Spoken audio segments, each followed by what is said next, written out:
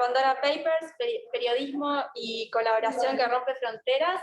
Tenemos un gran panel. Hoy nos acompañan Emilia Díaz-Trapp, editora y coordinadora para América Latina del Consorcio Internacional de Periodistas de Investigación. Nos acompaña también Emilia Delfino, que ella es miembro también del consorcio, periodista de CNN y periodista del diario.ar. Guillermo Draper, también miembro del consorcio. Él es editor en búsqueda y profesor acá en la Universidad Católica. Un poco el encuentro de hoy lo que busca es profundizar y conocer un poco más de esta investigación global, impresionante que hicieron, y ver las repercusiones, también cómo trabajaron a la interna, las repercusiones que han tenido en distintas partes del mundo. Entonces, si les parece, como vamos a tener un encuentro parcialmente va a ser virtual y presencial, los invito a hacer una breve presentación. Emilia, capaz que puedes comenzar vos. ¿Cuál Emilia? Emilia Díaz. Una breve presentación, cada uno contando un poco las historias, y la idea después es hacer algunas preguntas y, bueno, y conversar entre todos. ¿Les parece bien? ¿Todos de acuerdo? Si quieren compartir pantalla, siéntanse libres, tienen ahí la posibilidad de hacerlo. Buenísimo. Ya nos dicen cuándo empezamos. Casa, Emilia. Vale. Muchísimas gracias por la invitación. Es un honor acompañarlos, aunque sea virtualmente. La última vez que estuve en Uruguay fue hace ya varios años para un taller de periodismo de investigación que organizaba el Instituto Prensa y Sociedad. Así que tengo un tiempo sin estar en Uruguay, pero bueno, espero que en algún momento en persona, pero un gusto acompañarlos virtualmente. Y bueno, vamos a hablar entonces un poco cómo comenzó todo esto de los Pandora Papers y un poco del tras cámaras, cómo trabajamos y por supuesto, bueno, un honor estar aquí con Emilia Delfino y con Guillermo Draper, que han hecho un trabajo extraordinario junto con más de 100 colegas en toda América Latina y más de 600 periodistas alrededor del mundo. Entonces, hay muchas historias dentro de esta historia. Eso es un poco lo que vamos a ver acá. Yo les puedo contar cómo comenzó, qué trabajamos, cómo trabajamos, y luego si tienen preguntas, pues con gusto trabajamos y hablamos más a fondo, porque hay mucho y cada país tiene sus propias historias también, ¿no? Y en la región tenemos un montón de historias también, ¿no? Entonces, esto, pues digamos, esta caja de Pandora la comenzamos a abrir, ¿verdad? El 3 de octubre al público, ¿no? Cuando empezaron a salir todas las historias alrededor del mundo. Pero si viajamos un poco en el tiempo, en realidad comenzó hace casi 2 años toda esta historia de los papeles de Pandora, cuando en ese momento estábamos trabajando en otro proyecto que era los FinCEN Files, y comienzan a llegar al consorcio millones de documentos. Millones de documentos asociados con temas de paraísos fiscales offshore. Ya estábamos hablando de millones de documentos que en realidad eran un gran volumen, son más de 11.9 millones de archivos, y no estamos hablando de novelas de García Márquez o de grandes autores de América Latina, sino de documentos financieros, documentos sobre compañías registradas en paraísos fiscales. Y estos registros, que al mismo tiempo son 2.9 teras de información, pero uno diría, tomarían años en leerse, y no estaban estructurados de una manera en la que dijimos, vemos aquí y ya tenemos toda la información de todos los países, sino que estamos hablando que eran más de 6 millones de documentos que eran 4 millones PDFs, y de esos PDFs, algunos de ellos, 10 millones de páginas. 10.000 páginas, un PDF, por ejemplo. Y ese PDF con 10.000 páginas podía tener formularios con información de personas detrás de compañías offshore, algunos documentos de Word, balances financieros, por ejemplo, allí, imágenes con información de registro de compañías, emails que hablaban de lo que estaba pasando en el mundo offshore, algunas presentaciones, y solo el 4% de la data tenía bases de datos o tablas, información estructurada. Entonces era un gran caos, o lo que decimos, un gran tsunami de datos. Y quien diga que no, esta es la cara que ponemos cuando vemos esto al principio. Es un caos y un gran volumen de datos, pero vamos aprendiendo poco a poco en el proceso, y el tema de trabajar, por un lado, con gran volumen de data y de colaborar, no empezó con los Pandora Papers. El consorcio existe desde el año 1997 y el primer proyecto que se hizo sobre temas de paraísos fiscales, que involucró a más de 100 periodistas, se hizo hace casi 10 años, que es el proyecto Secrecy for Sale, o mejor conocido como Offshore Leaks, que fue cuando el actual director de ICIJ llega a comenzar su etapa con un disco duro bajo el brazo, porque lo había obtenido a partir de una investigación que había realizado sobre un escándalo en Australia, conocido como Firepower, y tenía un montón de información sobre empresas de otros países. Dijo, oh, bueno, tenemos esta red y ¿por qué no podemos, servirá para hacer un trabajo? Y fue el primer tema en el que se comenzó a ver cómo el mundo del secretismo, ¿no? lo que ofrece el secreto de los paraísos fiscales, es decir, ocultar información de quién está detrás de esas compañías, podía estar relacionado, por un lado, con actividades ilícitas, por otro lado, también con temas de evasión de impuestos, ¿no? Y de allí hubo una serie de proyectos y la red va creciendo, ¿no? Recordarán ya los Panama Papers años más tarde, que se publicó y la data vino, en ese caso la obtuvieron los colegas alemanes, Süddeutsche Zeitung, y la compartieron con el consorcio, y fuimos más de 380 periodistas en ese momento, revisando también millones de registros, y allí se empezaron a continuar desarrollando tecnologías, maneras de trabajar en equipo, y de allí luego fuimos a los Paradise Papers, y seguimos con esos temas recién el año pasado, los FinCEN Files, pero Pandora Papers nos trae un gran volumen de información en términos de beneficiarios finales, de políticos, y lo que pasó aquí es que la data que vino en los Pandora Papers, y digamos, todos estos proyectos tuvieron gran impacto y fueron de gran valor para la red, ¿no? y gran impacto en distintos países.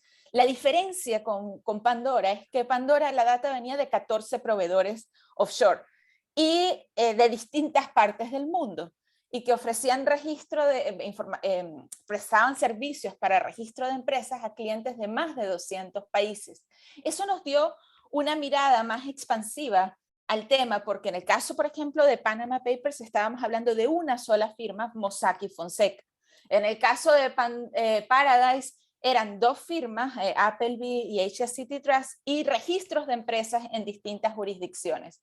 En este caso, estábamos hablando de 14 empresas que prestan este tipo de servicios, y la data llegaba ya casi, la mayor parte era entre 1996, 2020, algunos archivos llegaban hasta 2021. Y lo que es interesante, ustedes se preguntan cómo le damos sentido a todo esto, es el poder de la red y cómo comenzamos a trabajar. Y por un lado, entonces, es ver el tema de la gente, ¿no? Las personas con las que vamos a trabajar. Y como les decía, en América Latina fueron más de 100 periodistas en 19 países de la región. El proyecto involucró a más de 600 en 117. Y lo que empezamos a hacer cuando empiezan a llegarnos todos esos archivos es ver, bueno, uno, la validez, pero dos, es qué potenciales historias y qué países están representados en la data. Y muy temprano empezamos a ver que era una data global, y empezaron a saltar nombres de políticos, de personajes de interés público en distintas partes del mundo, y muchos de América Latina. Y entonces, cuando eso pasa, pues entonces empezamos a llamar a los colegas de la red para montar una red de trabajo para investigar y mirar estos documentos y ver cuáles son las historias, dado que los periodistas de cada país tienen las mejores fuentes y la mejor mirada a lo que está pasando y a qué significado tiene cada uno de esos nombres, cada empresa, cómo se conectan con investigaciones que a lo mejor ya han desarrollado o con temas nuevos, ¿no? Entonces, el componente humano, estas investigaciones no serían posibles sin las personas. Y este es el grupo del consorcio que participó, que también ayuda a coordinar toda la red, y tenemos entonces coordinadores regionales, tenemos equipos de datos, tenemos equipos de editoriales, líderes de investigación, y todo eso va pasando a través de otro componente que es la tecnología. Y usted les decía que ¿quién se puede leer 11.9 millones de documentos? Y como hablábamos, algunos PDFs con 10.000 páginas, otros con partes escritas a mano, y toda esta información que era ese gran tsunami de datos que teníamos frente a nosotros. Entonces, con la tecnología, hay varias tecnologías que usamos para poder navegar y explorar estos documentos. Una de ellas, el DataShare, que además es tecnología abierta, es decir, ustedes lo pueden descargar y usar localmente en sus computadoras, pero lo que se hace es subir toda esa información a esta plataforma para que sea buscable por cualquiera. Nosotros queremos que todos los periodistas que participan en el proyecto tengan acceso a todo. Es decir, no se distribuye la información, es que este componente de los 11.9 son de Uruguay y este componente es de Argentina, sino que en realidad la información cruza fronteras por sí misma y todos tienen acceso a todos, y se hace una minería colectiva de la información y cada quien va buscando cuáles son los hallazgos relevantes para los distintos países. Y DataShare permite hacer cosas maravillosas, aparte de poder compartir de manera segura, es decir, nadie tuvo que viajar a la oficina del consorcio como hace 10 años al principio cuando se hizo Offshore Leaks para buscar archivos. Nadie tuvo que viajar a la oficina del consorcio para revisar los archivos de su país. Todos pudieron conectarse de forma segura acá y empezar a hacer búsquedas asociadas con los países. Y allí lo que es interesante además del DataShare es que aparte de hacer búsquedas avanzadas, como uno puede hacer en cualquier buscador cuando está abierto, ¿no? Cerrado con la data de este proyecto, es que, por ejemplo, te permite subir listas de nombres y cruzarlas contra los documentos y ver si todos los políticos de tu país de alguna manera aparecen en la data, o si empresarios, personajes de interés público. Entonces, a eso se abocaron todos los periodistas, y a veces a ver qué nombres y qué personajes aparecían, pero también hacer otro tipo de búsquedas, porque a veces hay nombres que aparecen que nadie se imagina. Entonces, conexiones con cada país.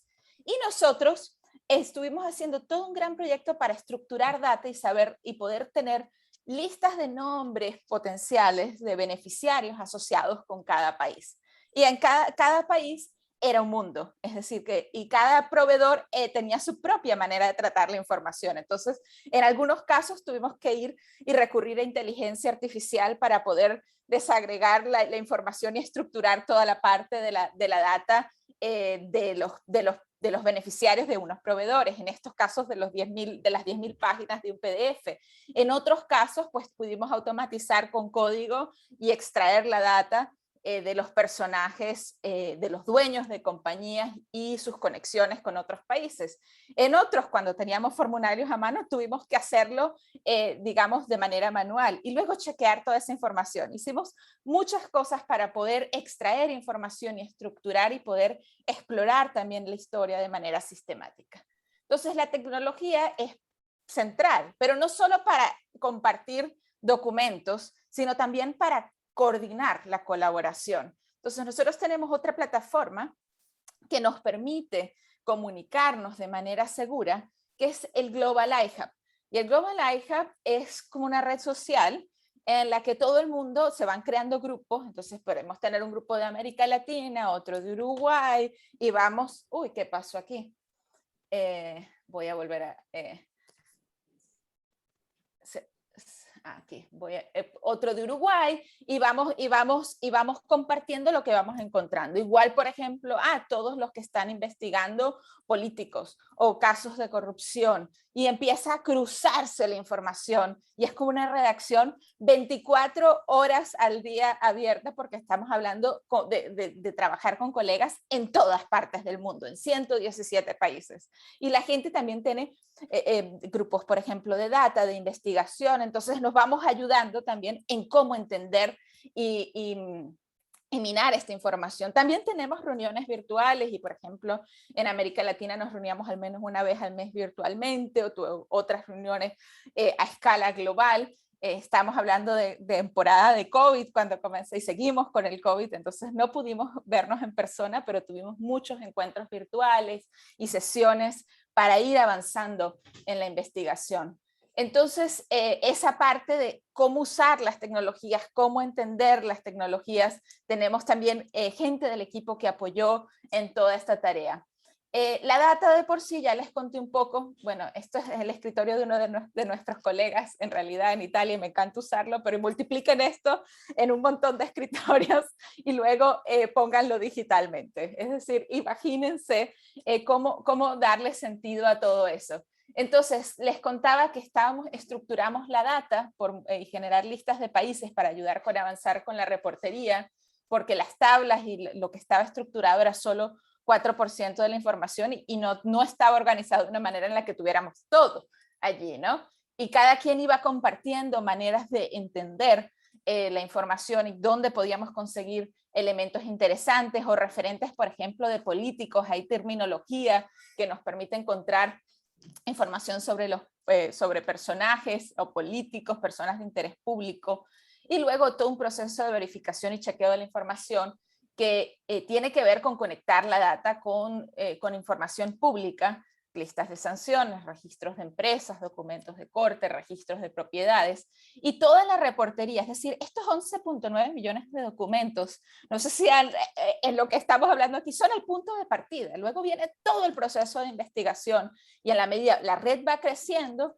llegamos a todos los periodistas que trabajan en la investigación, pero al mismo tiempo todos van investigando distintas historias que salen de esos 11.9 millones de documentos. Entonces hay un gran trabajo también de investigar cada una de las historias, de validar cada historia, de coordinar luego cuándo se contacta a la gente y por supuesto coordinar cuándo publicamos, ¿no? Y encontramos más beneficiarios al final como resultado de beneficiarios finales de compañías en paraísos fiscales que antes. Más de 29.000 beneficiarios de cerca de 27.000 compañías offshore. Eso nos permitió conocer mucho más a fondo quién está detrás de esas compañías. Hay otros roles y digamos, uno de los grandes componentes que cambió aquí es el tema de los beneficiarios finales. Y hay una razón que tiene que ver con impacto de, por ejemplo, investigaciones anteriores como Panama Papers, que hizo que cambiara una legislación en Islas Vírgenes que forzaba a los proveedores a dar información de beneficiarios finales a las Islas Vírgenes Británicas. Y mucha de esa data, aunque no es pública, tuvimos acceso a través de estos documentos. Y por eso es que tenemos tanta información de dueños finales de compañías. Pero también encontramos más políticos que nunca. Y muchos de ellos, la región con más políticos es América Latina. Para todo ese proceso de trabajo de políticos, todo el mundo fue compartiendo, pero luego se hizo todo un trabajo de verificación uno a uno para ver si son ellos y luego para ver si realmente tenían compañías, cuándo se registraron y para qué se usaron las compañías. Y encontramos más de 330 políticos en más de 90 países. 35 presidentes, expresidentes, líderes, o sea, jefes de Estado, de ellos 14 de América Latina y podemos hablar luego más a fondo.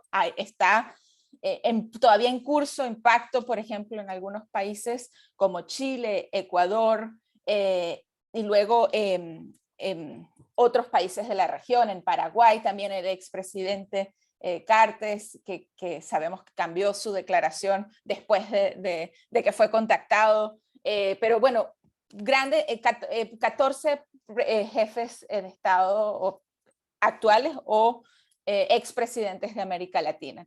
Hay un componente muy grande y ya estoy segura que Emilia y Guillermo abordarán mucho más a fondo el impacto que tiene todo esto en América Latina y específicamente en Uruguay y Argentina, pero estamos viendo una cantidad de personajes que en mayor nivel y personajes que en algunos casos pues tienen que ver con tomas de decisiones sobre estos mismos temas que están usando también los paraísos fiscales.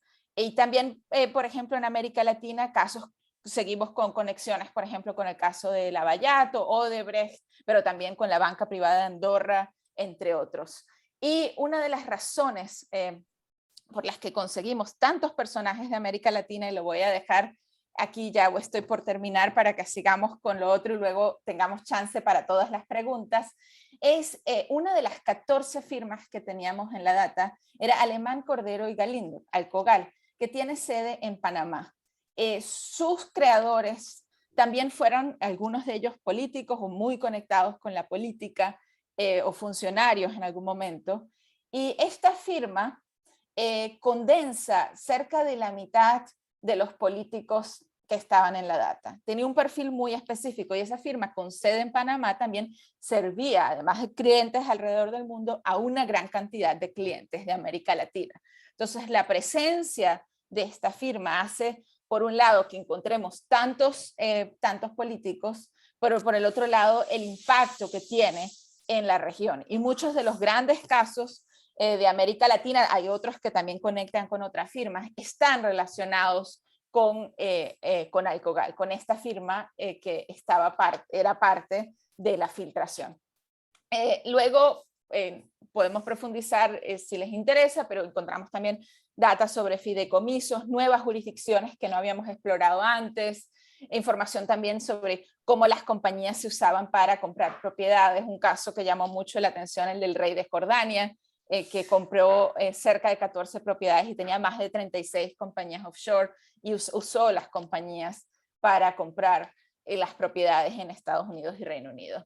Pero nosotros parte del tema es conectar esa información, visualizamos la data también para ayudar a la exploración de las conexiones alrededor de los distintos proveedores y la información que se encontró, y así empezamos a sacar historias que conectan con distintos países y bueno, y con muchos de ellos en América Latina. Las historias de América Latina, bueno, y en todas partes del mundo siguen saliendo, y como les digo, hay gran impacto en la región. Ha habido anuncios de investigaciones, ha habido anuncios de potenciales revisiones de legislaciones, entre otras, y bueno, y seguiremos viendo. Llevamos solo un mes, estamos hablando a un mes de la publicación y todavía hay historias que están por salir. Lo dejo hasta ahí para que sigamos entonces con Emilia y con Guillermo y ya pues cualquier pregunta que luego tengan sobre cómo trabajamos, sobre la investigación, algunas de las historias, como les digo, estamos hablando de más de 150 medios y cada uno va publicando historias, entonces estamos hablando ya por el volumen, yo creo que llegamos a miles de historias que se han publicado a raíz de este proyecto. Si tienen interés en alguna parte específica, pues ya lo conversaremos. Gracias. Muchas gracias a ti, Emilia. Los invito a ir poniendo, si tienen alguna pregunta, la pueden hacer a través, los que están online, a través del chat, y si no, ustedes si quieren ir pensando. Y te damos paso, Emilia Delfino. Muchas gracias.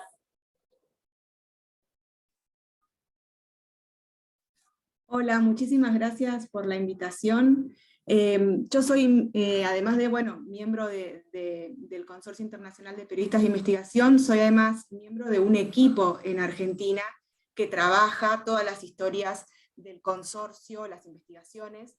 Es decir, que Argentina es un caso que no es el único, hay otros países en donde también los distintos periodistas que pertenecen a distintos medios han elegido trabajar de una manera diferente a la que solemos trabajar nuestras investigaciones individuales que están por afuera del consorcio. Y en el caso de Argentina lo que se decidió es formar un equipo entre 3 medios que usualmente compiten entre sí, y periodistas que, bueno, somos colegas, amigos, pero que también, al estar en diferentes medios, competimos. Y dejar de lado esa... Emilia, sí.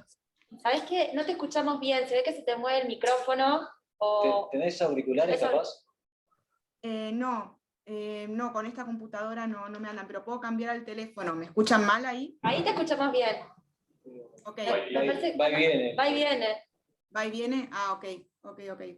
¿Quieren que me cambie el teléfono y le damos paso a Guille y va pasando él mientras yo después me conecto?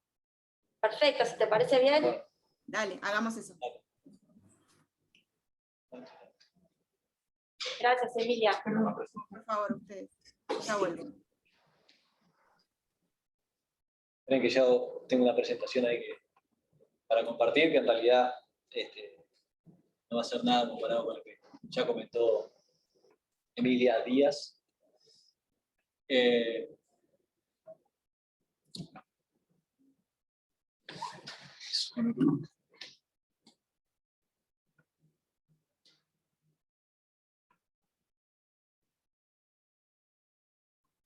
Bueno, en realidad lo que yo quería, pensando en la presentación que iba a hacer Emilia, era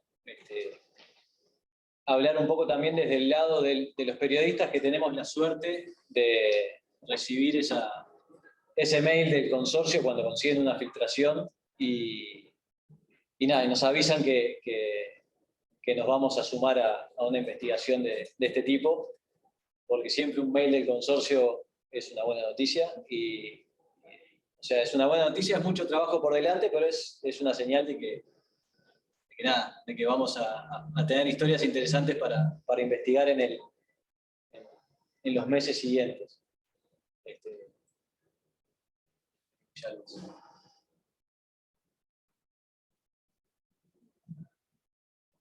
Se supone que está compartiéndolo. Sí, se está compartiendo, pero... Yo creo que tengo acá para pasar, se supone. Sí, creo que podés. A ver, Era obvio que no iba a poder. mucha tecnología. Bueno, Ya te las voy pasando. dale, pasá a la siguiente. Esto de pedirle al jefe que pase... no es La de a vos, no es para cualquiera. no es para cualquiera. Solo para un miembro del consorcio. En realidad quería complementando lo que decía Emilia, es que a veces se habla de estas investigaciones internacionales en las que participamos y se piensa como que esto es casi que periodismo de filtraciones, de que nos pasan un montón de documentos y nada, y a partir de ahí se arman las historias. Y obviamente esto es periodismo de investigación o periodistas que investigamos, para los que no les gusta ponerle apellido al periodismo, y es mucho más que basarse solamente en las filtraciones que recibimos. Pasar a la siguiente, si puedes. Obviamente, como decía Emilia, y la voy a citar permanentemente, uno cuando se enfrenta al tsunami de documentos, capaz que uno podría pensarlo también como en un ovillo donde tiene que ver dónde hay un hilo del cual tirar para ir desarmando ese ovillo e ir viendo si al final de ese hilo hay una historia para contar. Y obviamente eso implica ir dentro y fuera de los documentos. O sea, la filtración, los documentos es clave para la investigación, porque obviamente sin esos documentos, sin esa filtración no habría inicio de esta investigación, pero sin ir fuera de los documentos y tratar de entender lo que estamos viendo dentro de esos documentos y ver si esos documentos nos muestran algo que no conocíamos de afuera, o sea, desde decisiones de algún político, decisiones de gobierno, decisiones de empresas, que entendemos mejor una vez que vemos lo que se dice en esos documentos. Obviamente tampoco habría historias. O sea, no hay historias sin la filtración, pero tampoco hay historias si nosotros no conectamos esas filtraciones, esos documentos dentro de las filtraciones, con lo que pasa afuera. Sobre todo pensando en que los documentos en sí, por lo general, no cuentan toda la historia. O sea, la filtración no nos van a dar, por lo general, el inicio, desarrollo y final de una historia que podamos contar. Y eso en realidad también es un aprendizaje, como decía Emilia, esto no empezó, para el consorcio esto no empezó con los Pandora Papers, ni con los Panama Papers, empezó mucho más atrás, y para los periodistas que trabajamos en estas, al menos voy a hablar de una persona singular, para mí esto también fue un aprendizaje, o sea, entender lo importante que era mirar fuera de los documentos y no solo lo que veíamos en las filtraciones, fue un aprendizaje a partir de los primeros Panama Papers en 2015-2016, que fue mi primera investigación con el consorcio, y yo miro las primeras notas, y esto es un aprendizaje que está bueno también tenerlo, miro las primeras notas que hice con los Panama Papers 1 y son muy centradas en los documentos que había dentro de la filtración. Y ya recién con el aprendizaje, con entender que esto era mucho más que eso, creo que las notas siguientes en los Panama Papers y después las notas en los Pandora Papers, se nota esa evolución en el trabajo. Y nada, como periodistas también es parte del oficio aprender. O sea, nosotros no están estudiando y hay algunos alumnos acá de distintos años. La carrera nos da herramientas, pero la práctica del oficio te da mucho más. Y en el periodismo de investigación, o este tipo de investigaciones periodísticas, aprendes muchísimo sobre la marcha. O sea, aprendes muchísimo a cómo, a dónde encontrar documentos que no sabías que podías encontrar, desde documentos, qué bases públicas existen, qué puedes encontrar en esas bases públicas. Y nada, y obviamente es bueno saber que uno va a ir aprendiendo y ver, perfeccionando sus investigaciones. Y de hecho, yo miro mi primera participación en el consorcio, y esto lo escuchar Emilia, lo siento Emilia, y me gustaría estar ahora en ese momento con las herramientas que adquirí y que sé que manejo 5 o 6 años después. Y estoy seguro que mi participación, por ejemplo, en los Panama Papers 1 hubiese sido mucho mejor, mucho más sólida. Y bueno, pero creo que también es parte del aprendizaje. Pasar al siguiente. Digo, esto, como cualquier investigación periodística, una vez que estamos con la filtración y que estamos con los documentos, después vamos armando, como dice ahí, armando hipótesis sobre algunas de las cosas que vamos viendo y decimos, bueno, estos documentos y algunas cosas que vi fuera de la filtración me dicen que aquí puedo llegar a contar esta historia. Y a partir de ahí es eso, es ir profundizando en el mapa de fuentes, ir buscando más fuentes, ir pensando cómo, si vamos a usar, por ejemplo, pedido de acceso a la información, hay que también planificar los tiempos, lo que demora uno en acceder a esa información a través de los pedidos de acceso a la información. De hecho, yo publiqué una historia de los Pandora Papers el 3 de octubre y ayer me respondieron un pedido de acceso a la información recontra vencido, que en realidad no me iba a lo había pedido por las dudas, cuando vi la información no me iba a aportar nada, pero nada, también uno tiene que planificar, y sobre todo en estas investigaciones internacionales que, como bien contaba Emilia, uno se pone de acuerdo con todo un ejército de periodistas y de medios para definir cuándo se publica. Y bueno, la hoja de ruta también tiene que llevarnos a ese día de publicación o a esos días posteriores a la publicación para llegar con la información que necesitamos. Nada, y son algunos pasos que hice un punteo, que son lo que se suelen recomendar para hacer investigaciones periodísticas según algunos manuales y algunos cursos en los que estuve, que no voy a profundizar porque me parece que lo más interesante es escuchar a las Emilias. Y nada, pero ahí después vamos a dejar la presentación para el que quiera verlo, y después si quieren hacer una pregunta más específica de cómo llevar adelante una investigación más particular, podemos conversarlo en esta instancia, sobre todo los que me ven pasar por acá por los pasillos de la facultad saben cómo encontrarme, así que no voy a detenerme en eso. Lo que me parece súper interesante de haber invitado a las Emilias justamente es eso, es que además de que uno lleva adelante investigaciones o va viendo qué historias se encuentran en la base, en mi caso para Uruguay, la importancia de mirarlo con la cabeza de que no estamos solos en esta investigación. Y eso es algo que también, si Emilia puede acceder para atrás a la red social esa que monta el consorcio para que compartamos la información, va a ver que mi colaboración o mi compartir datos en los Pandora Papers es mucho más robusta que en los Panama Papers, por ejemplo, y quizás seguramente también en los Fields and Files, y es otra cosa de ese aprendizaje, ¿no?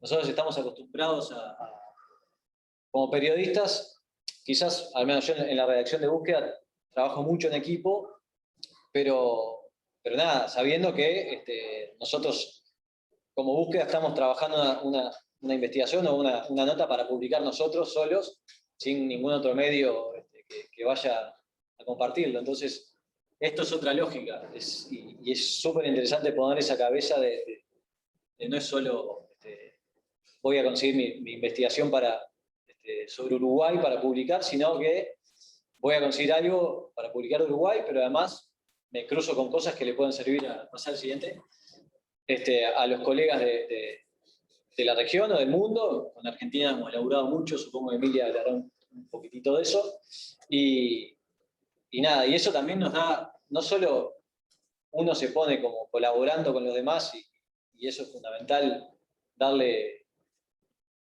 todo lo que uno encuentra para que los otros puedan brillar con sus investigaciones, sino que uno sabe que en este trabajo con el consorcio, que eso es de ida y vuelta, que si uno precisa algo, la otra persona va a estar ahí, salvo que esté totalmente desbordada, se puede demorar un poco, pero sabes que las reglas del juego son de ida y vuelta. Vos compartís y el otro va a compartir. Y además eso después desparrama un poco y excede un poco estas investigaciones.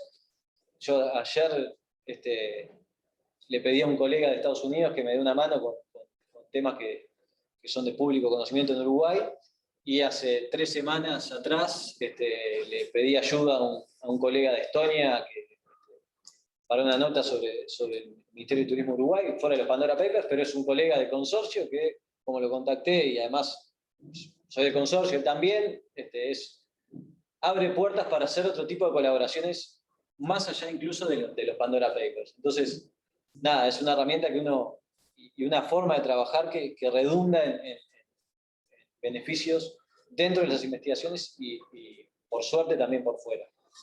Y en realidad, de lo que se publicó en Uruguay, capaz que me gustaría, prefiero responder más preguntas que contar las notas que fuimos publicando, porque es algo que está ahí y que pueden ver. Solo darle unos clics rápidos a eso. O sea, hemos publicado sobre futbolistas, sobre empresarios conocidos de poder, empresarios argentinos, esa nota que laburamos mucho con Emilia Delfino, sucesor de Chabrán, el rol de los estudios jurídicos vinculados al Lavallato, también una nota por fuera de esas cosas que es contar un poco en detalle cómo se preparó la demanda multimillonaria contra Uruguay, y nada, lo hice bien cortito porque son mucho más interesantes mis colegas que yo. Así que espero que Emilia Delfino esté pronta con su celular para retomar. Muchas gracias, Guillermo. ¿Cómo vas, Emilia? Bien, ya está. Ahí con el teléfono. ¿Ahora me escuchan bien? Sí, perfecto. Ok, buenísimo. Nada, la verdad es que hablando con Draper, porque además Draper es un miembro más del equipo argentino ya a esta altura, lo tenemos ya como, bueno, por la cercanía de nuestros países, porque también muchísimos argentinos en las historias de sus sociedades o estructuras offshore, Uruguay es una conexión intermediaria muchas veces, muchos asesores uruguayos, contadores, abogados, y muchas veces también lo que encontramos son participaciones de sociedades o estructuras uruguayas que los argentinos, ¿no?, utilizan o han utilizado en el pasado para llegar a el paraíso fiscal. Entonces Uruguay es un aliado de la investigación para nosotros, Guillermo, indispensable siempre, así que vivimos molestándolo, y además muchas veces porque, por ejemplo, en el caso de la historia de uno de los empresarios, que fue una de las historias para mí más, una de las tantas, pero muy interesante, que fue la que él contaba de el empresario Héctor Colela, es una historia de un empresario argentino muy importante en la historia reciente de la Argentina y del poder argentino, que está radicado en Uruguay, que fue una historia que encontró Guillermo, o sea, que es una historia que encontró nuestro partner en Uruguay y que compartió con Argentina y que los medios argentinos publicamos después, ¿no? en conjunto con ellos. Pero parte de esta dinámica que nos enseñó el consorcio, Argentina la replicó, y en esto yo siempre no dejo de resaltar el liderazgo de Hugo Alconadamón. ¿Por qué? Porque Hugo fue periodista de La Nación, como ustedes seguramente conocen, uno de los, para mí, mejores periodistas de investigación de la región, y Hugo fue el primero que empezó a acceder como miembro del consorcio a las filtraciones de las que les hablaba Emilia, estas filtraciones pasadas que desde hace 10 años que el consorcio está poniendo el foco en el tema de sociedades offshore. Y después Hugo fue abriendo esa red, primero en su propio medio, en el diario La Nación, y después esa red también se fue abriendo a otros periodistas, y desde 2017 conformamos un equipo de 7 personas que en Argentina trabajamos, si bien somos, como le decía, de distintos medios, que usualmente nosotros competimos entre nosotros, a pesar de ser amigos y muy buenos colegas, competimos con nuestras investigaciones en los temas usuales de investigación de Argentina, pero a la hora de las investigaciones del consorcio decidimos trabajar como equipo. Y cuando digo equipo es realmente como si fuéramos una unidad de un mismo medio. Trabajamos obviamente con las pautas del consorcio, la confidencialidad, obviamente de lo que estamos trabajando, pero compartiendo toda la información. Y eso es algo que se da en algunos países, creo que son pocos los países que han implementado esta metodología, y para nosotros ha sido muy beneficiosa. Obviamente tiene, algunos podrán decir, tiene sus contras, ¿no? Porque uno, primero, de alguna forma, no es que pierde la primicia, sino que tiene que compartir la primicia de esta investigación global. O sea que ese protagonismo del medio en el que uno trabaja tiene que ser compartido con la competencia. Uno también tal vez puede decir, bueno, uno pierde cierta libertad sobre las decisiones que toma sobre su trabajo, porque en el equipo decidimos que las decisiones sean colectivas. Se debaten, es un equipo en el que todos somos iguales, todos, o sea, la experiencia y la trayectoria y la experiencia de cada uno es diferente, los conocimientos también son diferentes, tenemos muchas cosas en común, pero somos personas y profesionales diferentes. Incluso a veces compartimos muchos intereses de investigación, de ejes de investigación, y otros no los compartimos, ¿no? Como cada uno tiene también su nicho donde prefiere especializarse más. Pero bueno, esto de que las decisiones son colectivas, que es algo que le copiamos al consorcio, por ejemplo, en decisiones de estrategia de investigación, en decisiones sobre en dónde vamos a poner el foco, cuáles son las historias más importantes para Argentina, desde nuestro punto de vista, cuáles son los tiempos, la agenda de publicación. En el consorcio se acuerda un lanzamiento, ¿sí? y se acuerdan, cuando hay historias comunes entre distintos países, una fecha de publicación común, para que todos salgamos al mismo tiempo con el trabajo. Pero también armamos nuestra propia agenda de, bueno, qué notas van primero. Ese orden, esa agenda, tiene también una visión estratégica para nosotros. No es azarosa muchas veces, otras veces tiene que ver con los tiempos de investigación. Hay investigaciones que nos llevan más tiempo que otras, hay investigaciones que requieren consultar a decenas de personas y otras que solo requieren consultar a una única persona.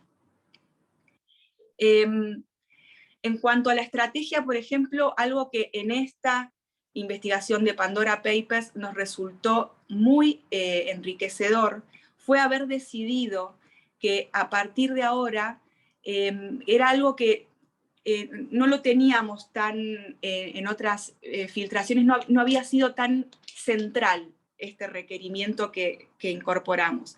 Y es que cada vez que nosotros consultábamos a las personas que aparecían, los argentinos que aparecían como beneficiarios finales o accionistas de sociedades offshore, de fideicomisos offshore y de otro tipo de estructuras como fundaciones offshore, por ejemplo, no solo, la pregunta siempre era, ¿usted tiene declarada ante el fisco, ante la Administración Federal de Ingresos Públicos de Argentina, y paga impuestos en Argentina por los activos que tiene a nombre de estas estructuras? No solo era preguntar y indagar sobre eso, sino exigir acceso a la declaración jurada, es decir, exigir acceso a documentos que son confidenciales, que tienen secreto fiscal, y que solo la persona involucrada nos puede dar acceso legal, digamos, a eso, salvo que nosotros lo obtengamos a través de una fuente de información, que es algo muy difícil de obtener en Argentina, o que esté en un expediente judicial y que podamos obtenerlo con acceso a ese expediente judicial, porque un juez previamente lo ordenó. En este caso, no había en la mayoría de los casos, porque eran cosas completamente inéditas para nosotros, estos hallazgos de argentinos, de estas sociedades y estructuras, etc. Fue muy útil eso, fue muy enriquecedor dar ese paso, que es algo que genera mucha fricción con la persona consultada muchas veces, porque son documentos muy privados, y que están protegidos por el secreto fiscal. Entonces no tienen ninguna obligación de dárnoslo. Pero cuando hacíamos esa exigencia, lo que nos dimos cuenta es que muy pocos se animaron a mostrarnos sus declaraciones juradas, para demostrarnos que esas estructuras estaban declaradas. Y empezamos a hacer también nosotros una diferenciación entre quienes nos daban acceso y nos demostraban que habían pagado impuestos en Argentina por esos activos, y nos explicaban cuáles eran las razones por las cuales habían optado por una estructura offshore, para, por ejemplo, tener una propiedad inmueble en Miami, muy usual en lo que encontramos de los usos que le dieron los argentinos, sino también diferenciarlos de quienes decían tenerlo declarado y no daban ningún tipo de acceso a documentación respaldatoria, documentación que por supuesto nosotros dábamos la garantía de que no iba a ser publicada, porque es información privada, pero sí va a ser reflejado que el equipo tuvo acceso a esa documentación, que lo que termina haciendo es obviamente dar por completamente corroborado que esa persona pagó impuestos en Argentina, y explicar para qué tuvo ese uso, ¿no? ¿Por qué decidió? ¿Cuál era la finalidad? ¿Cuál era el beneficio de ese argentino en tener una propiedad en Miami a nombre de una offshore en Islas Vírgenes Británicas, ¿no? Un patrón que se repitió mucho. Y justamente era ahorrarse impuestos en Estados Unidos, básicamente. Entonces empezamos también a aprender un montón de cosas que no estaban en agenda realmente sobre el tema, sobre todo de los patrimonios más ricos de la Argentina, cómo invierten y cómo buscan ahorrar impuestos, no solo en Argentina, sino en otros países. Y cómo otros países avalan esas estructuras también. Y muchas veces nos encontramos con que ante esa pregunta, en donde la respuesta era, tiene todo declarado, y ante la exigencia de acceder a la documentación, había un cierre total en el contacto con la persona contactada. Por lo cual, muchas veces creemos que es súper necesario no quedarse con la palabra, sino en estos casos, incluso cuando no se trata de funcionarios públicos o exfuncionarios públicos, estamos hablando de empresarios, ¿sí? Empresarios que pueden ser proveedores de la administración pública del Estado, como no. Por ejemplo, las 9 de los más ricos de Argentina. A todos se les pidió, como aparecían en la base, eran 9 de los 10 más ricos según la lista de Forbes, y se les pidió acceso a sus declaraciones juradas.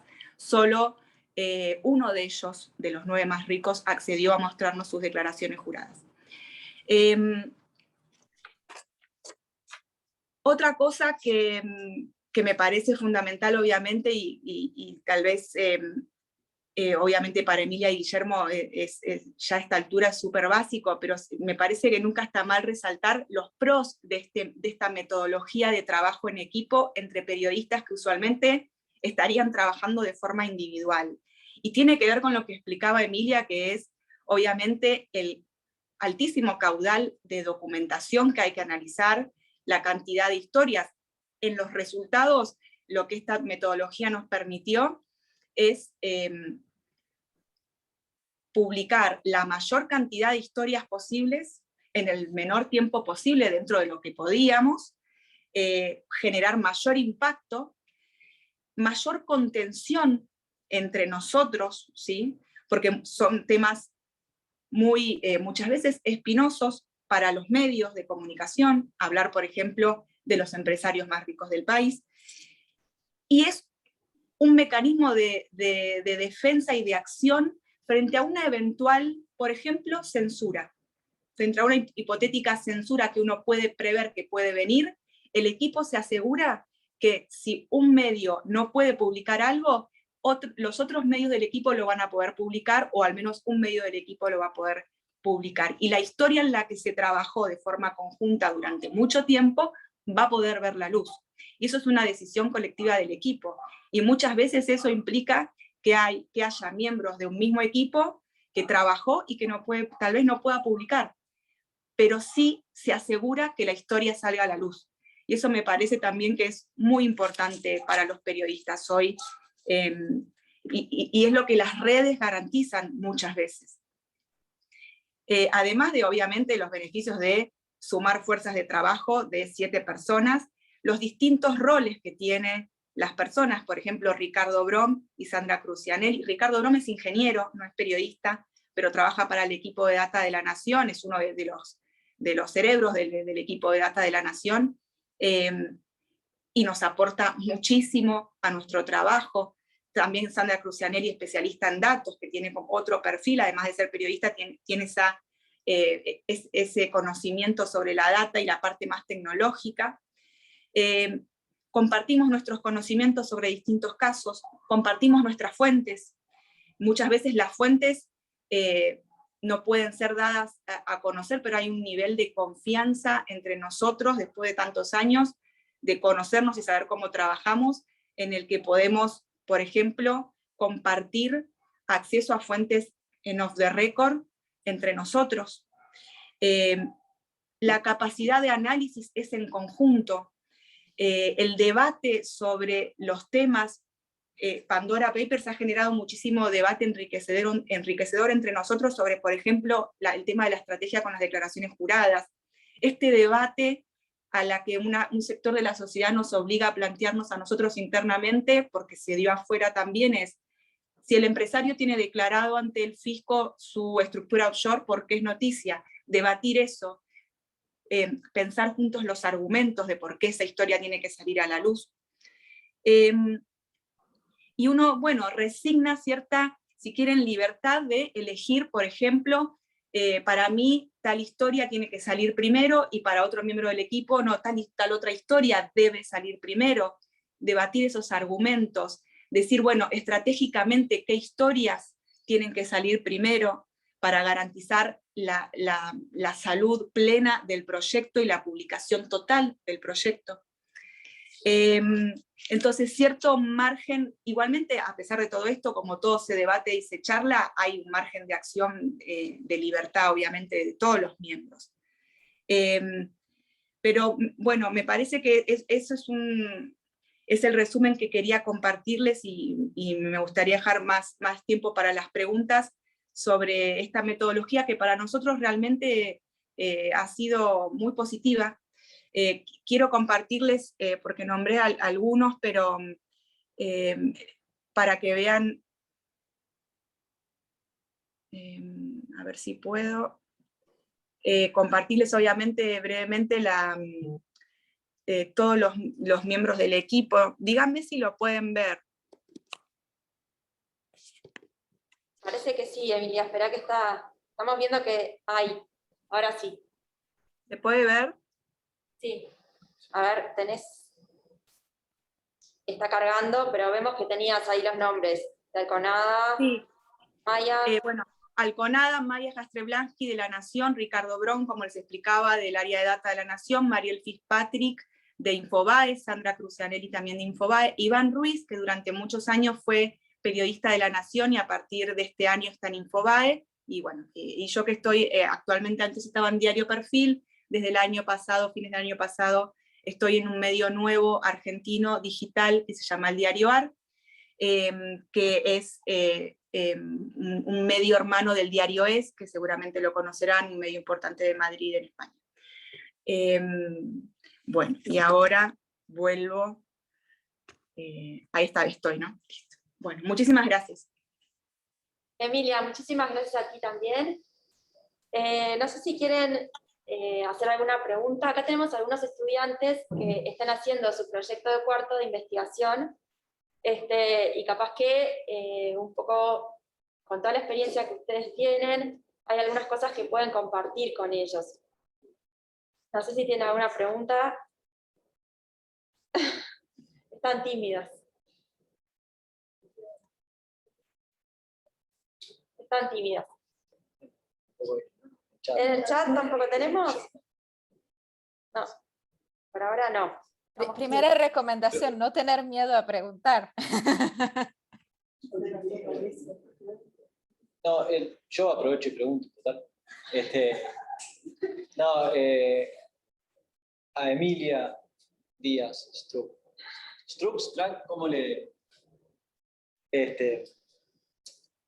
¿cómo sobrevivís a coordinar el trabajo de 100 periodistas de América Latina? O sea, ¿cómo lo pensás a la hora de plantarte sabiendo que tenés que armar o surcir esos equipos con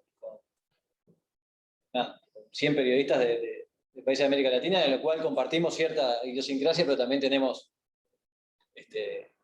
somos lo opuesto en muchas cosas. No lo opuesto, pero tenemos muchas divergencias. ¿Cuál es el truco o la lógica de eso? Gran pregunta.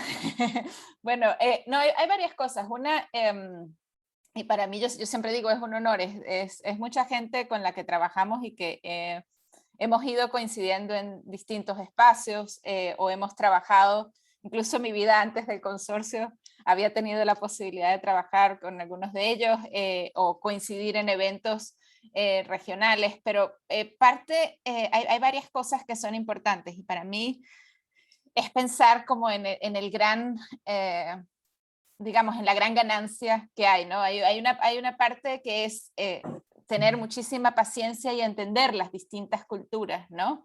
Navegar las distintas culturas y entender que cada país tiene sus propias dinámicas.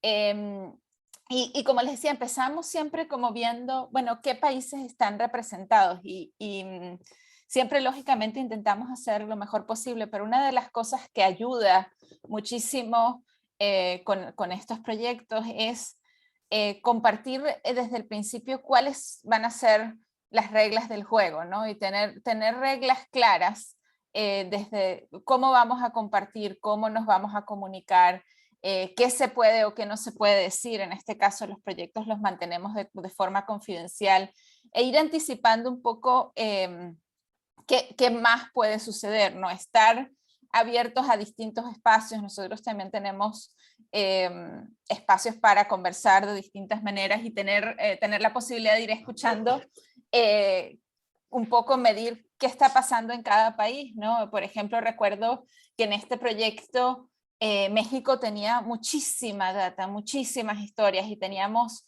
dos medios fantásticos, dos emprendimientos, bueno, un emprendimiento, el Quinto Elemento Lab y la revista Proceso estaba también, pero tenían muy pocos periodistas en ese momento para participar en el proyecto, ¿no? Y cuando empezamos a ver el volumen de datos, pues conversamos, por ejemplo, y dijimos, bueno, necesitamos más, hacen falta más recursos en México para minar toda la información y encontrar las historias. Y al final ese equipo creció y se convirtió en un equipo de 4 medios, pero que trabajaron en una manera muy colaborativa también. Se sumó el capítulo de México del país y se sumó también Univisión. Pero básicamente ellos decidieron también un poco en su propia fórmula, como Emilia contaba, la fórmula argentina, digamos la fórmula mexicana con tequila y mariachis, decidieron pues ver cómo iban a colaborar y colaboraron también de una manera radical, estuvieron construyendo y se dividieron todo el trabajo para avanzar juntos. Entonces el tema de coordinar tiene que ver por un lado en cómo montar equipos, o sea, y en pensar en esos equipos en función de las necesidades de cada proyecto y la investigación, en tener reglas claras desde el principio, en estar en constante comunicación y ver también monitorear, bueno, qué está pasando en esa plataforma nuestra de tecnología, en qué va compartiendo cada quien en las reuniones y si hay necesidades de conectar y tejer redes, en entender las culturas y las formas de trabajo de cada uno, pero al mismo tiempo estar seguros que todos están compartiendo y que se están respetando, digamos, las reglas del juego, ¿no? Y estar en comunicación y pendientes a eso y mantener una constante, sí, canales de comunicación, estar abiertos a esos espacios y luego, sí, yo creo que comunicar de más es parte del tema, porque hay muchas veces que pasan tantas cosas y recuerdo en este proyecto, en América Latina, pues digamos, no han dejado de pasar cosas, entonces tuvimos procesos electorales, brotes con el COVID, situaciones, y a eso se suman a veces también situaciones personales de periodistas que trabajan en los proyectos, dinámicas o situaciones en medios, entonces hay que ir como conjugando todos esos elementos para ver cómo se puede apoyar el trabajo de los colegas en las distintas regiones y países para mover la colaboración y que sea, digamos, la fiesta de la colaboración, diría, lo más armónica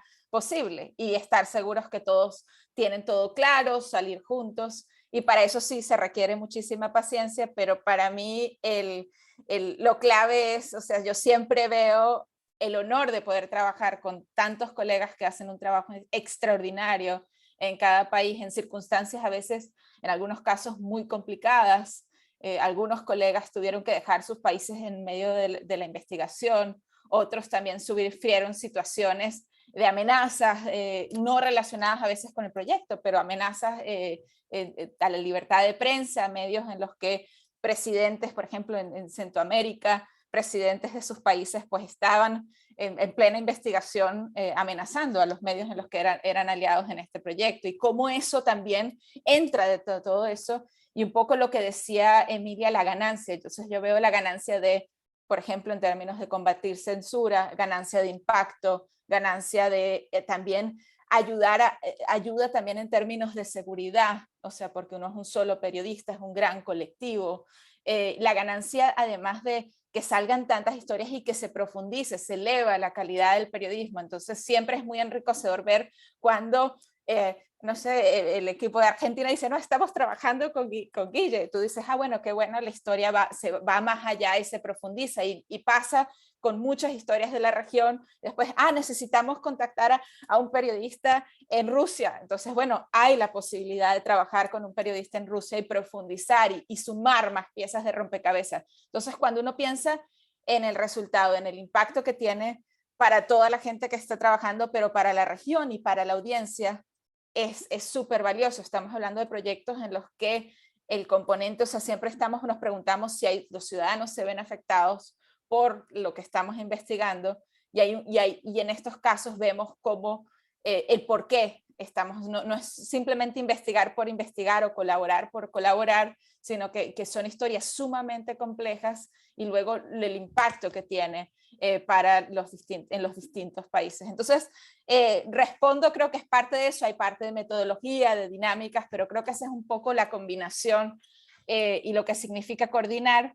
A nivel personal también significa, bueno, hacer espacios para hacer balance, no sé, tomar un baño de sales, ver una película y desconectar y balancear la vida personal con todo esto, que eso también es importante. Estos proyectos absorben mucho tiempo, las historias son fascinantes y tenemos que recordar esos otros espacios también que nos ayudan a mantener además la cabeza y tener visión de todo lo que está pasando. ¿Hacer una pregunta? Gonzalo quiere hacer una pregunta. Sí. Hasta los ojos de Gonzalo se están moviendo así. No, capaz que a la otra de Emilia Delfino contar un poquito más sobre, que creo que estuvo ahondando bastante sobre el tema de la colaboración entre los distintos medios, digamos. Si desde el lado de los medios, digamos, y de las direcciones de los medios, cómo se convive esa realidad, digamos, y si los periodistas que integran el consorcio tienen que pelearla un poco más para tener ese ámbito de discusión colectiva, digamos. Sí, muy buena pregunta, porque la metodología del equipo, por su naturaleza, y es normal que pase, puede generar fricciones dentro de cada medio, ¿no? Incluso de, por ejemplo, editores que quieren decidir, porque es su trabajo, la agenda de publicación, que quieren elegir la prioridad, y el equipo impone esa prioridad. Y hay editores que aceptan las reglas del juego porque ven el gran beneficio que le lleva al medio y a su sección el proyecto, y hay otros que, bueno, se tienen que adaptar y ponen sobre la balanza. Y también con respecto a los medios es interesante. La verdad es que el equipo nunca se lo planteó como una opción de debate dentro del medio. Por ejemplo, cuando yo entré al diario AR y cuando ingresé al equipo desde perfil, dije, las reglas son estas. Y lo hablé solo con un editor o con un jefe. O sea, solamente una persona en los medios en los que yo trabajaba sabían que yo estaba trabajando para el consorcio y para un equipo que estaba siendo coordinado de manera local. El resto del medio, incluidos los ejecutivos y los dueños, se enteraron muy poco tiempo antes de la publicación, a veces incluso días antes de la publicación, y bueno, esas son las reglas que impone el proyecto o el equipo, ¿no? Y que también son las reglas que garantizan la protección de la confidencialidad del proyecto. Cuanto más personas saben, y no tiene que ver con un tema de impericia ni nada, sino que cuanto más personas saben, más riesgo de que se filtre, por error incluso, por un error involuntario, el trabajo que se está haciendo en confidencialidad. Entonces, nunca fue un debate, al menos de mi parte, y creo que de mis colegas es igual, nunca fue un debate que se habilitó a los medios, creo. O sea, incluso cuando yo entré al diario AR en noviembre del año pasado, ya estábamos trabajando desde hacía muy poquito tiempo en Argentina en Pandora Papers, y lo que hice fue comunicárselo a uno de los jefes de forma confidencial, exigirle obviamente, plantearle que debía garantizar esa confidencialidad para que supiera que yo estaba trabajando en algo relacionado con el consorcio, solo eso, y tampoco, bueno, di detalles, digamos,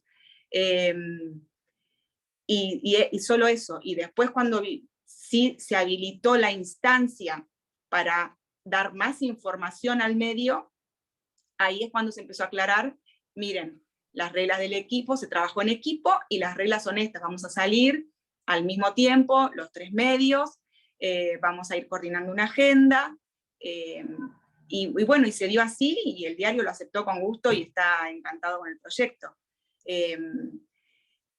Aparte, eso creo que se replica en los otros 2 medios, digamos, son los periodistas los que deciden plantear las pautas de trabajo para este tipo de proyectos.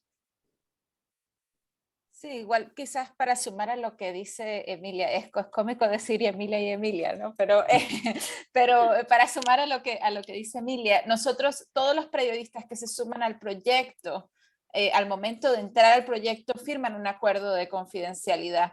Es decir, son parte de las reglas del proyecto, son temas sumamente sensibles, y si se sabe algo, y a veces hay un efecto que en estas investigaciones tan globales, algo que pueda saberse, por ejemplo, en Argentina, puede terminar poniendo en peligro a un periodista en Rusia, o viceversa. Entonces, hay todo un tema de seguridad y de compromiso con todos los colegas que están trabajando en todas partes del mundo. Entonces, se acuerda, en ese acuerdo que todos firman es mantenerlo en reserva, y solo los periodistas que están como parte del proyecto saben del proyecto. Y bueno, algunos, como decía Emilia, personas muy específicas, ya dependiendo de cada país, pues o sea, hay algún editor que trabaja tras cámaras que no está en todo el día a día porque sabe para tener ese apoyo editorial, pero es muy limitado justamente para reducir los riesgos también de fuentes, porque estamos hablando de información sumamente sensible que está en manos de toda la gente que está trabajando, entonces no sabemos quién es la fuente o fuentes, y no poder, algo que salga antes de que se publica puede poner en riesgo fuentes y a periodistas en cualquier país. Entonces somos muy cuidadosos con eso, y eso mismo, esas mismas reglas internas que Emilia habla en Argentina aplican a escala global en términos de hay una fecha específica a partir de la cual, por ejemplo, se puede contactar a la gente que está referida en los documentos por la misma razón. Hay una fecha específica a partir de la cual podemos decir vamos a publicar algo. O sea, incluso de anunciar y avisar, y hay unas reglas específicas sobre a partir incluso día y no solo día, hora en la cual publicamos, para que la primicia, como decía Emilia antes, la llevamos todos, pero es todo parte de una manera en la que se busca reglas que ayuden con la convivencia, pero que al mismo tiempo ayuden a que la investigación llegue a su fin, porque todos estos otros escenarios pueden complicar aún más una investigación.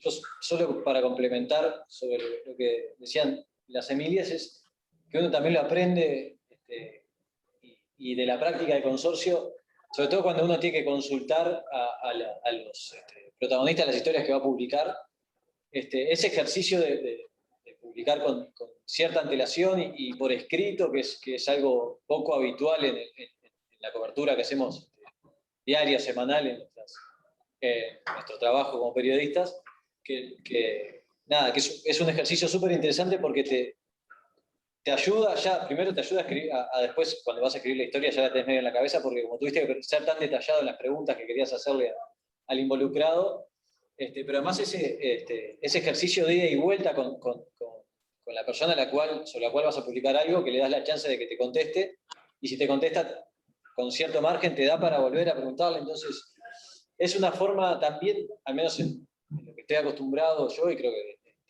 periodistas trabajamos en redacciones con trabajos periodísticos tradicionales, es un ejercicio distinto de aproximación al involucrado y de ida y vuelta y de profundización de lo que queremos publicar. Y como decía Emilia Delfino, no tomando por bueno necesariamente lo que nos dicen, ¿no? O sea, siempre cuestionar y pedir pruebas y pedir documentos que sustenten lo que nos dicen que son todos preciosos y hicieron todo bien, ¿no? Eso también es un músculo que uno va ganando en la medida que hace estas investigaciones y se da cuenta que, como dice Dr. House, everybody lies. Es así.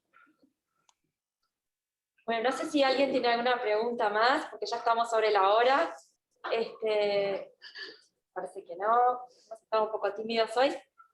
Pero Emilia, Guillermo, ha sido un gustazo contar con ustedes, realmente hiper interesante su trabajo, y bueno, seguirá generando repercusiones, estoy segura.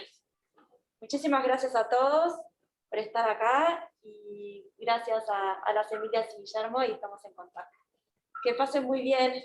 Gracias, Emilia. Hasta luego. Gracias.